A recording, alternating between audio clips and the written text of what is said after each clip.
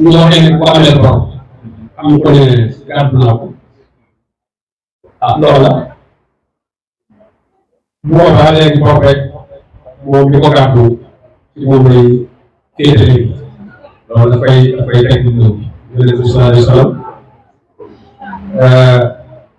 bu ma saa yore bopp day wax ne bu amee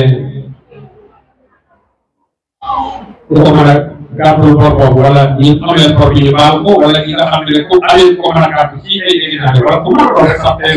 loolu dëggu ci moom donc koo xam ne itam ku placé la pour def lu mel noonu loolu moom bu boobaa dafay wàcc waaw bu boobaa da nga daan jullee amee ko gàmm bi demee bu dee dimaal alal ci xaw a bari nag léegi moom bu yoree ci bor moom ay bokkam duñ ko mën a fay wala bàyyiwul lu ko mën a fay kon nag ci kaw bàyyiwul lu ko mën a fay tax ñuy wax mais su fekkee bàyyi na lu ko mën a fay moom xëy na kii wax ne gàmm na ko mooy da nga lijjanti ba ñu fay ko ci alalam waaw loolu lay wax lijjanti ba ñu fay ko ci alal boo jël engagement bi ne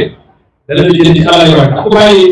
lu mën a fay sa alal ba li laa doon moom li jiitu sa alal mooy génne ci wàllu yi nga xam ne moom la am su fekkee bàyyi ko nag nga xam ne li bàyyi mëntu ko loolu moom boobaa nag ka ko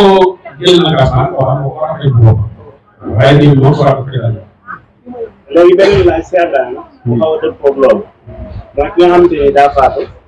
am ñu ko yoreel bor am ñu daal di taxaw ne maanaam ku yoreloon baal nan ndax baal boobu day sax maanaam ki faatu ñi mu bàyyi ñoo ne ki faatu de ko ko yoreloon bor baal na la ndax baal boobu day. est-ce que ñi ko doon ñëpp ñenn fa ñoo andi kàddu boobu loolu moom déedéet moom moo waroon a baale borom wala boog ñi ak doole yi ñëpp ñu nekk nañ doole yi maanaam ay réew ak ay côté yu ndaw ay jigéen lañ ne ñeneen ñu jëloon dañ koy waxee ko waaw parce que loolu moom kenn du mën di jël engagement boobu wala bu ko jël loolu ko jëlee foofu su demee ba toog ba ñuy jëlaat ba ñëpp daje ñi doon ñëpp mënu ko posé ko ba kenn ci la daa ko waral ci boppam ci loolu ci ko na loolu kenn posé ko waaw moom boobaa mën nañ ko bàyyi bu boobaa waaye nag loolu kenn di jël posé kenn